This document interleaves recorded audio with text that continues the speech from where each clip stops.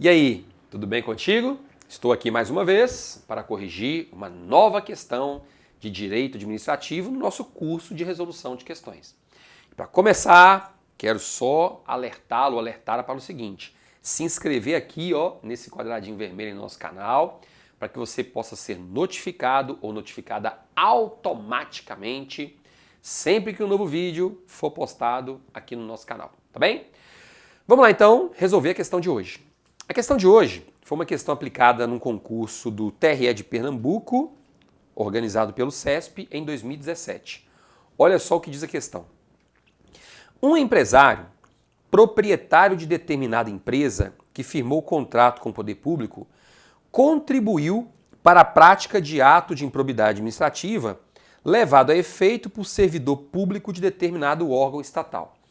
Nessa situação hipotética, olha, primeira coisa que eu quero chamar a sua atenção aqui é o seguinte: você tem que extrair as duas informações mais importantes do enunciado dessa questão, porque aí você já mata de letra qualquer tipo de pegadinha. Olha só, primeira informação importante aqui: perceba que a própria questão está dizendo que o ato de improbidade administrativa foi praticado por um servidor público. Segundo, um empresário, ou seja, um particular, contribuiu para a prática desse ato de improbidade administrativa. E aí, diante dessas duas informações, nós podemos concluir e podemos nos lembrar do seguinte. Primeiro, a lei de improbidade administrativa ela é muito ampla. Ela vai alcançar a administração pública direta e também a administração pública indireta. E todas as suas entidades. E isso em todas as esferas. União, estados, municípios e Distrito Federal. Em todas as esferas, essa lei de improbidade administrativa poderá ser aplicada. Outro ponto importante. Até mesmo os particulares que contribuem para a prática de ato administrativo podem ser responsabilizados nos termos da lei, ainda que não exerçam qualquer função pública.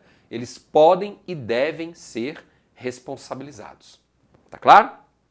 Ô professor, e com relação aos agentes públicos? Olha, com relação aos agentes públicos, a lei de improbidade também é muito abrangente. Então a lei de improbidade vai alcançar todos aqueles que exercem uma função pública. Não interessa se a função pública é temporária ou permanente, se ela é remunerada ou sem remuneração, é com vínculo ou sem vínculo, não interessa. Então podem ser responsabilizados pela lei de improbidade administrativa, por exemplo, um mesário eleitoral. Mesário eleitoral? Pode. No dia da eleição, ele atua como um agente público. Podem ser responsabilizados um estagiário de um órgão público. Tá entendendo aí? Então o alcance é muito amplo. Claro que nós temos hoje o entendimento do Supremo Tribunal Federal de que algumas autoridades, quando praticam condutas que também estão tipificadas lá no Decreto-Lei 1079/50, elas não vão responder nos termos da Lei de Improbidade Administrativa, mas sim nos termos do Decreto-Lei 1079/50. Ok? Agora, não é esse o objeto da nossa aula de resolução de questões de hoje. Já tratei sobre esse tema em um outro vídeo, explicando que o Supremo Tribunal Federal tem o entendimento A, aí vem o STJ e tem o entendimento B, que não é exatamente o mesmo entendimento do Supremo Tribunal Federal, mas não é esse o nosso objetivo aqui agora, tá? Nosso objetivo é focar na resolução dessa questão. Então veja só, nesse contexto eu quero responder a questão. E quais são as alternativas? Então vamos.